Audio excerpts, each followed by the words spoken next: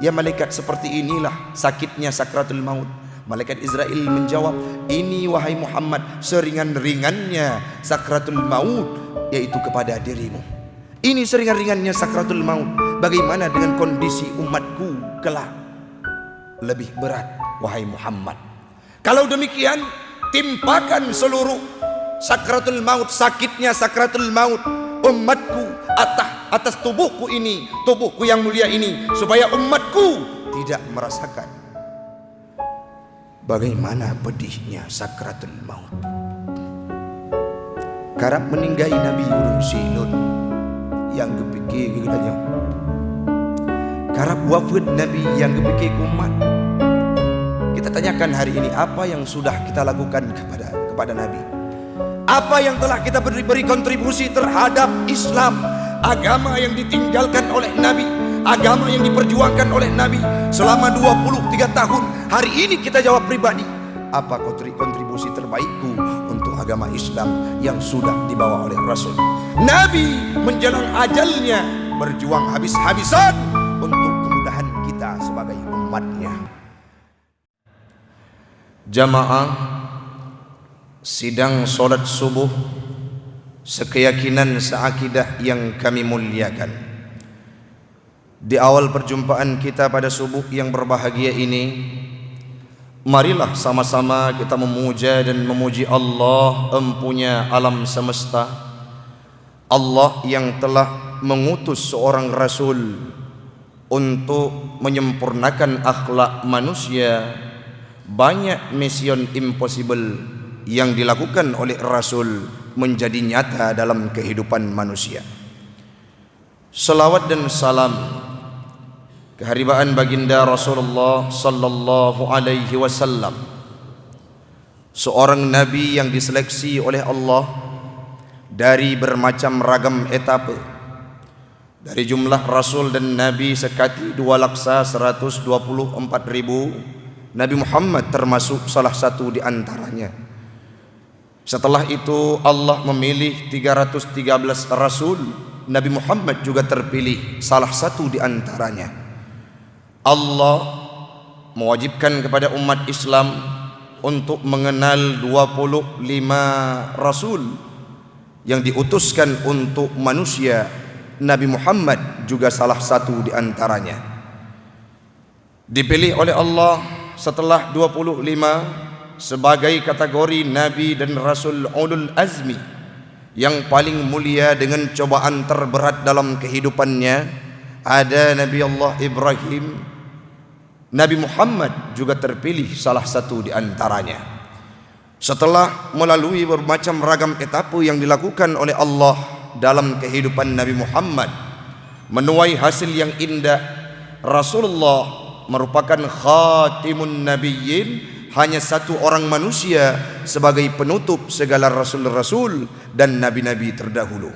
Walaupun ada beberapa orang yang berasumsi dalam kalangan umat Nabi Allah Isa ada kesamaan dengan ciri-ciri yang disampaikan dalam kitabnya, bahwa seolah-olah Nabi Isa itu merupakan nabi yang terakhir. Namun Nabi Isa menjelaskan dengan kalimat yang mulia, akan datang seorang nabi setelahku, mim ba'dismuhu Ahmad, dengan nama Ahmad, yakni Nabi Muhammad. Selawat dan salam kepada al dan sahabat beliau sekalian yang telah berkontribusi tanpa henti untuk agama yang kita cintai ini, untuk agama yang mulia ini. Tidak ada bandingan perjuangan sahabat, tidak ada bandingan perjuangan para keluarganya Nabi yang bersimbah darah, mengeluarkan tenaga, peras keringat dalam membantu perjuangan Rasul. Bahkan saat nyawa menjadi taruhan, mereka siap berada di garda terdepan untuk membawa ajaran Islam. Yang kita hormati Imam Besar Masjid Syura, Khadim SMS, seluruh jamaah yang tidak mungkin kita sebutkan satu persatu, yang insya Allah akan dimuliakan oleh Allah Subhanahu wa ta'ala. Hari ini, subuh ini, kita adalah orang-orang yang terpilih Di antara mereka yang sibuk dengan lelapnya tidur, di antara mereka yang menghabiskan waktu liburnya di rumah, di antara mereka yang mengalpakan kalimat hayya 'alas shalah. Allah hari ini mengetuk hati kita untuk kita langkahkan kaki menuju ke masjid ini. Satu pinta kita pada subuh ini, ya Allah, satukan kami di yaumil qiyamah kelak dalam surgamu, Jannatul Firdaus, Jannatul Ma'wa, bersama baginda Rasul. Amin, amin ya rabbal alamin. Hamba Allah urang si'lun,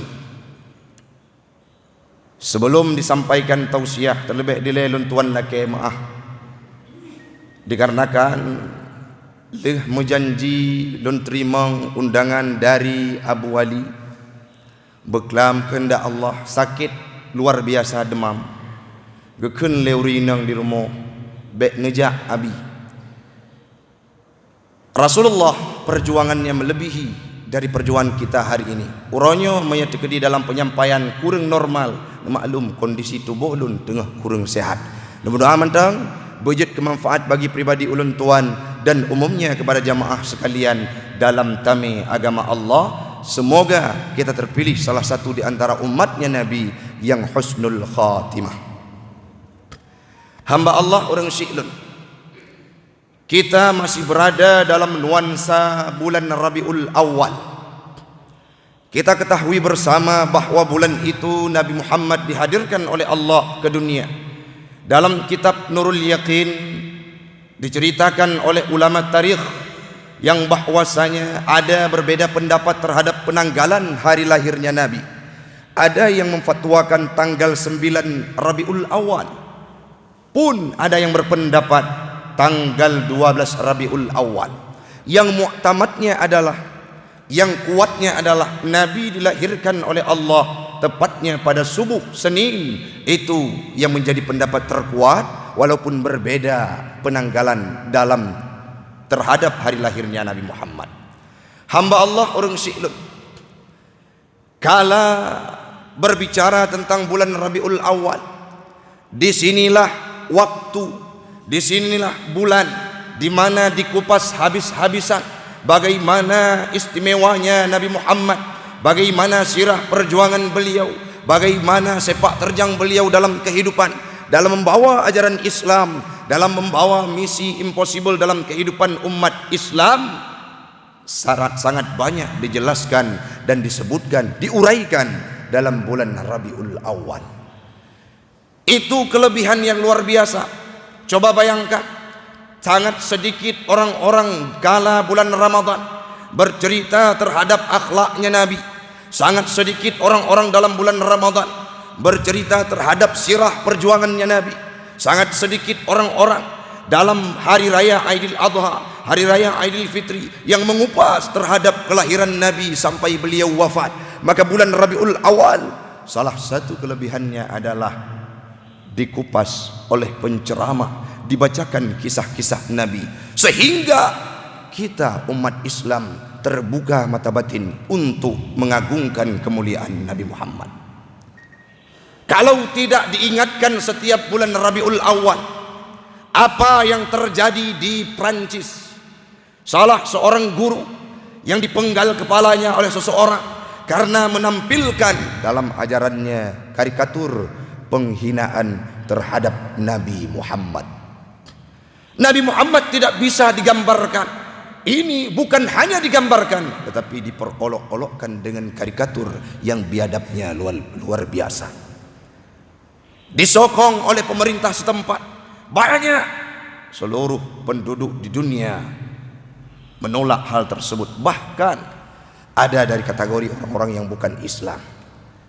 Orangnya orang Syi'lun, saat orang demo besar-besaran menolak terhadap hal tersebut, bagaimana respek kita di Aceh khususnya? Oh, Nabi dihina biasa, cuma sekedar lewat saja, sakit hati cuma 5 menit. Tetapi orang yang cinta terhadap Nabi, kalau Nabi dihina dan dicaci, akan bangkit rasa amarahnya, karena sang baginda orang sempurna dalam kehidupan dunia. Hamba Allah orang syi'lun, berbicara terhadap kelebihan Nabi. Sering lu sampaikan dalam ceramah. Jangankan kita, sebuah pendapat yang dikeluarkan oleh Michael Hart dalam bukunya, menghabiskan umurnya 28 tahun untuk melakukan riset. Beliau menuai hasil Nabi Muhammad berada pada garda terdepan dari satu ranking satu dari ratusan tokoh terkemuka dunia. Setelah Nabi Muhammad siapa? Newton dalam ilmu fisika kimia. Setelah Newton siapa? Yesus berada pada peringkat ketiga. Setelah itu ada Adolf Hitler dan lain sebagainya. Artinya orang Islam yang bukan agama Islam, non muslim, mengemukakan bahwa Nabi sebagai ranking pertama. Muhammad adalah orang ranking pertama dari orang-orang yang terpengaruh di dunia. Coba bayangkan hari ini hamba Allah, makin panjang Covid, makin panjang pandemi, pemuda-pemuda kita rasanya tidak disibukkan dengan agama. Bila dan pegah untuk baca sejarah, cerita, kisah berjanji terhadap Nabi, bagaimana akhlaknya Nabi. Sekarang dominan kehidupan mereka dihabiskan waktunya untuk permainan game, bahkan gedanya kata depo bersama sebagai rahasia umum, yaitu domino chip menyeken urangnya. Bak blau chip tersebut abih peng menjaga uro malam, peng ada peng celeng mak abih ipu blau demi judi online tersebut. Pemuda-pemuda kita di Loksmawe, di Aceh sudah digrogoti dengan permainan tersebut, sehingga kalau berbicara terhadap Nabi Muhammad mereka alpakan seolah orang-orang yang tidak perlu dikenal. Uronyo tanya perle tarenungi urung silun. Dalam sabuh ceramah yang disampaikan oleh gure gedanyo bersama Abi Jun Belang Panjang, cerita yang sangat menarik dari sijum ceramah beliau wate gesambut maulud di Masjid Jami'. Kalimat yang paling luar biasa terenyuh hati ulun tuan. Nabi Muhammad pernah netundu selama pet urau hanan pajuh bu. Watenya niat merempok dengan Fatimah. Di rumah Fatimah na Hasan dan Husain. Nabi salim li Nabi nebuka pintu ane ayah kaput urau hana pajuh bu, hana pajuh makanan, puna bekal bak remoh gatah. Wahai Rasulullah, ayahku tercinta, be ile lunjuk kedrawan makanan Hasan dan Husain dua urau kai tendek hanai turi makanan. Karena dengar Hasan Husain dua cucu yang paling disayang li Nabi, gebeda berangkat gejak tungupah ni jaro yang mulia seorang Nabi, pilihan Allah, khatimun nabiyyin. Tidak ada orang yang paling mulia di dunia ini melainkan Nabi Muhammad, dengan segala kesederhanaannya, dengan segala kerendahan hatinya. Nebeda nejak tungupah bak Arab Badui. Truk kenan merompak dengan orang Arabi. Kekalan li Nabi dari jauh tengah dicerung-cerung ia unta. Ibi minum ke unta. Gebetul li Nabi, hai. Jet long gantau, long tupah, bak raun long cerung ia kepada unta raun. Boleh, kata orang Arabi. Orang Arabi, orang Badui gasa maksud. Agama Islam cit. Watanyan gecerung li Nabi, getanyong li Nabi, saboh tima padu mupah lene anak kurma. Nabi geputa pikiran, gejumlahkan padumbo yang harus lun cerung supaya sip lun puo kepada Hasan dan Husain. Jaro yang lembutnya, tangan yang mulianya, necerung ia saboh tima gebi anak kurma lene, gepajuk li Nabi lene. Oleh nyan gecerung truk bak tima yang ke-8 putu kalau tima rut lamon tima tersebut. Waterut lamon, orang Badui adalah orang gasa. Pam getampa Nabi Muhammad. Hana amarah, wajah tabassam luar biasa. Hana bengek nyo kesalahan lut. Ne puto ni Nabi ujrah kelun. Nyan get orang Arab. Manya kagak juk kerja kagak gebaya walaupun bengeh. Adanya gekali ni Nabi 20 sana anak kurma gebungkuk ni Nabi. Gepeto bak mon gesurung jarau Nabi gecok tima. Mon cukup lo dengan akaihan mungkin terus jarau Nabi. Watenya tercengang sabuk mukjizat yang ditampilkan oleh Allah. Tercengang orang Arabi buno. Watenya Nabi ni bedak nuwa terbayang hana orang lain yang na mukjizat laginya kecuali Muhammad. Olehnya hana bengih akhlak luar biasa karena kasyuk hati netepu bahwanya Muhammad necok jarau neko karena karuk netampa Nabi Muhammad celaka ulun tuan. Singkat cerita watenya terus orang lain di kalan kateti tergeletak Arabi buno gebeda bercerita bak orang-orang asing tersebut gemailah bak Nabi. Waktu teruk bak Nabi bercerita lung ruk lun tanpa drone sehingga lung kok jaro karena celaka udip lun karena Nabi lun tanpa lam udip lun luar biasa celaka. Teh jaro kata gecok jaro gusap li Nabi sehingga mesambung kembali itu mukjizat yang kedua. Watenya baru deh luar biasa akhlaknya Nabi Muhammad. Coba bayangkan kelaparan melilit perutnya. Perut urau anak pajah hubu bak perut menggantung anak batai watenya itampa ligop hana bengeh. Kalau kita lapar identik dengan marah. Orang dia watai puasanya hana dengar tut bengeh cukup bagah tahan lapar pemuncak pembangkit amarah pembangkit emosi. Tapi Nabi Muhammad tabassam wajahnya tetap tersenyum dalam kehidupan. Maka orangnya terpegah tu nak perlu kita ingat ke Nabi sibuk dengan chip, sibuk dengan aktivitas duniawi sehingga kita alpakan sejarah perjuangan Nabi. Aisyah berkata dalam kehidupan lun bersama Nabi Muhammad trip lun mudik kamo kadang-kala tro siuro tundu siuro sampai akhir hayat lagian kehidupan Nabi luar biasa sederhana. Nah pernah nonton video terhadap Presiden China yang mengambil wadah tempat minumnya Nabi seolah-olah seperti bentuk tempurung. Cina bayangkan lidah seorang Nabi yang kalamnya menjadi hadis dalam kehidupan kita. Najib iya lagi tempat dalam beru bahasa katanya atuh pelepuk ke rumah raya rumah Nabi watai gesujud gesembah yang tupe ngen gatih. Aisyah harus lipat gatih supaya Nabi bah neruku nesujud dumnan kehidupan Nabi. Apakah beliau protes kepada Allah? Tidak. Beliau adalah orang yang tabah, dijadikan sebagai contoh, tidak mengeluh sehingga terpilih Nabi Muhammad sebagai ulul azmi. Dumna mulia Nabi tengku Nabi Ibrahim lepluh boh keturunan putuh silsilah dari Nabi Adam ke Nabi Muhammad bak Nabi Ibrahim. Watenya pedang Kaabah duangan Ismail nekul li Nabi Allah Ibrahim.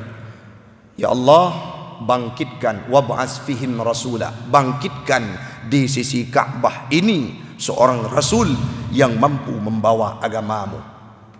Setelah riset survei dikaji oleh ulama-ulama terkemuka terdahulu hana masjid Nabi yang lahir di bineh Kaabah kecuali Nabi Muhammad.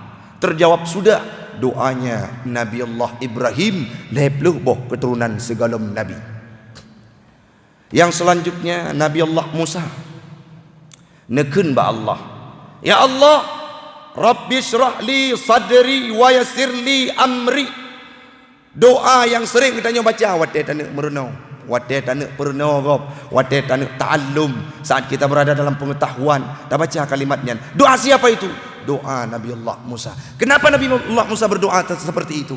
Karena beliau kalau berhadapan dengan Fir'aun hantegati getun hati Nabi Musa untuk berhadapan dengan Fir'aun. Pakan karena kalimat Fir'aun luar biasa biadab.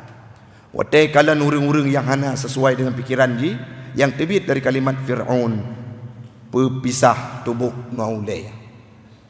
Kalimat-kalimat yang biadab lain ia ucapkan. Bahkan suatu hal yang impossible mengaku dirinya sebagai Allah Tuhan. Dalam juz 30 disampaikan. Tapi Nabi Musa dengan segala kerendahan hati meminta kepada Allah, ya Allah, Rabbi syrah li sadri wa yassir li amri. Ya Allah, lapangkan dadaku, mudahkan lisanku, mudahkan urusanku. Untuk apa beliau berdoa? Supaya aku nyaman dan sabar untuk menghadapi Fir'aun yang biadabnya luar biasa. Nabi Musa gemedoa, baru gijuk kesabaran oleh Allah Ta'ala. Nabi Muhammad hana lelaki jauh hari dalam Al-Quran, dalam firman-Nya, saat datang orang-orang yang bertanya, dijawab oleh Allah dalam firman-Nya, alam nashrah laka sadrak. Adakah tidak wahai Muhammad, dadamu telah kami lapangkan. Nabi Muhammad keistimewaannya luar biasa. Hanan lelaki ya, hanan berdoa, tapi Allah menjamin bahwa dada Nabi lapang dan tabah, akhlaknya luar biasa. Waktu ubud Nabi pernah kisah gepeglih dada li malaikat. Bukan berarti gepeglih sifat bro, tetapi tempat posisi lagi hati gedanya, bak tempatnya hidup sifat tercela gepinah li malaikat, gerah dengan iman zam-zam yang na dalam surga. Sehingga alam nasyrah laka sadrak. Maka orangnya mari sama-sama orang Islam, tak pelajari sirah nabawiyah, bagaimana perjalanannya Nabi hijrah, bagaimana kisah perangnya Nabi, bagaimana red igawanya Nabi, bagaimana sepak terjang Nabi, bagaimana wafatnya Nabi. Sampai kena wafat ke, hana pernah getinggaikan ibadah solat berjamaah kecuali sabah wate pakon, karena Nabi pingsan yang trip gepreh li Sayyidina Abu Bakar, hana truk Nabi watanya isyarat, wate Nabi kasadar isyarat li Nabi kepada Abu Bakar, silahkan denggata. Watanya baru geganto imum li Abu Bakar, imum yang pertama. Wate wafat Nabi yang membuat kita tercengang. Wate tro Israel bertamu geberi salim Mbak Fatimah, ayah Najame. Haine itulah orang yang pepisah antara kehidupan lung ngan gadah. Gemau Fatimah geken le Nabi bet tamau le wafut lun yang awai menyusul lung adalah gadah gekem teman le Fatimah. Watenya truk Israel Nabi Muhammad gelake izin le Israel untuk cabut nyawa dum dan mulia. Wate kajiat lun nyokatuh wate Nabi Muhammad, ya Rasulullah, pukeuh kajiat lun cabut nyawang ron gelake izin. Pakon karena gedepu oleh Israel menya Nabi han mungkin gedula. Menya memang katuh jatah, ya Israel lun persilahkan. Namun saboh pinta lun tuan nehoi Jibril karena rindutan ulun tuan kepada Jibril. Watenya truk Jibril dialek dengan Nabi, ya Jibril, cita tanya ba Allah Ta'ala pu jaminan ke umat lun. Cina bayangkan orang silun, malaikat Israel berada di depan Nabi Muhammad meminta izin untuk mencabut nyawanya. Wate kondisi kagedepu oleh Nabi akan dicabut nyawa dan ditinggalkan dunia. Watenya Nabi kan geingat ke Fatimah, kan geingat ke Abu Bakar, sahabat yang paling tahu, paling tuha, kan geingat ke Aisyah, sidra istri yang luar biasa, dan hana ingat ke Sayyidina Ali, bahkan ke Hasan Hussein, cucu yang paling sayang dan negasih. Nabi Muhammad tidak mengingat hal tersebut. Yang beliau tanyakan, ya Jibril, bagaimana jaminan terhadap umatku? Nubuda merempok Jibril dengan Allah Ta'ala, ya Allah, Muhammad meminta jaminan. Jibril, tanyakan kepada Muhammad, apakah dia lebih memilih kehidupan dunia yang sementara atau lebih memilihku? Muhammad lebih memilihmu ya Allah. Namun beliau Muhammad meminta jaminan terhadap umatnya kelak di yaumil qiyamah. Sampaikan wahai Jibril kepada Muhammad, fa'auhallahu ala Jibril, dalam hadis kudusi Diwahyukan oleh Allah kepada Jibril, innal jannata muharramatun, basyirhu ya Jibril, sampaikan wahai Jibril, innal jannata muharramatun, surga itu haram alal umam, kepada umat-umat yang lain, hatta tadkhuluha ummatu, sehingga umat Muhammad masuk terlebih dahulu.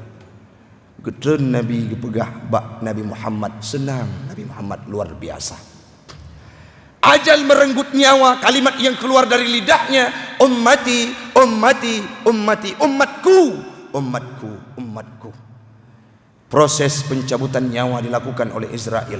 Beliau menanyakan kalimat yang tiada henti, inna mauta la sakarat.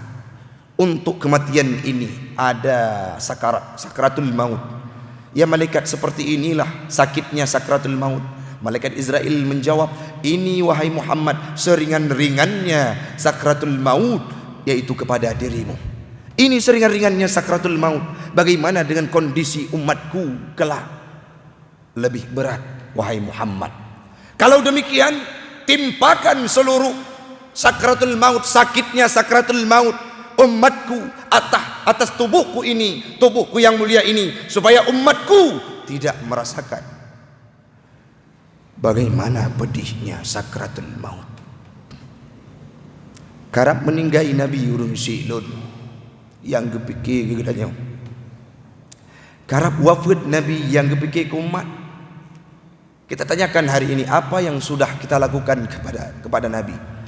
Apa yang telah kita beri kontribusi terhadap Islam, agama yang ditinggalkan oleh Nabi, agama yang diperjuangkan oleh Nabi selama 23 tahun. Hari ini kita jawab pribadi, apa kontribusi terbaikku untuk agama Islam yang sudah dibawa oleh Rasul?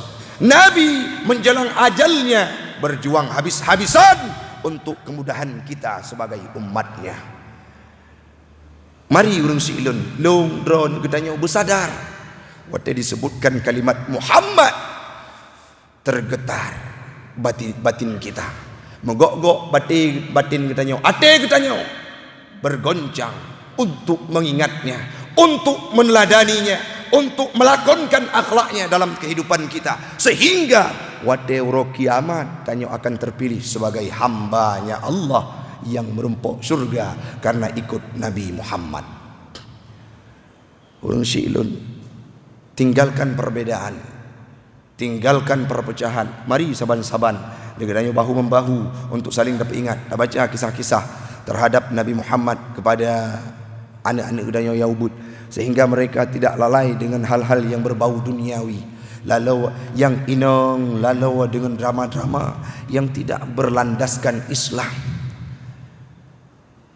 Pengikut Dajjal terbanyak di akhir zaman adalah perempuan. Apakah Yahudi? Tidak. Cukup pengikut-pengikut Dajjal mata satu iluminatif adalah orang kita yang berada dalam agama Islam. Kenapa? Tontonannya, pendidikannya, kegiatannya, aktivitasnya sering dalam hal-hal yang tidak berbau agama. Semoga kita terjauhi dari hal tersebut. Kan berarti watelun pegah lun kasempurna uronyo dapat ingat sama-sama. Mari tak budak, tak pelajari sirah Nabi, tak terapkan dalam kehidupan, sehingga uswatun hasanahnya Nabi mampu kita adopsikan dalam kehidupan kita. Amin, amin ya rabbal alamin. Mudah-mudahan jika manfaat bagi pribadi ulun tuan dan umumnya kepada jamaah sekalian.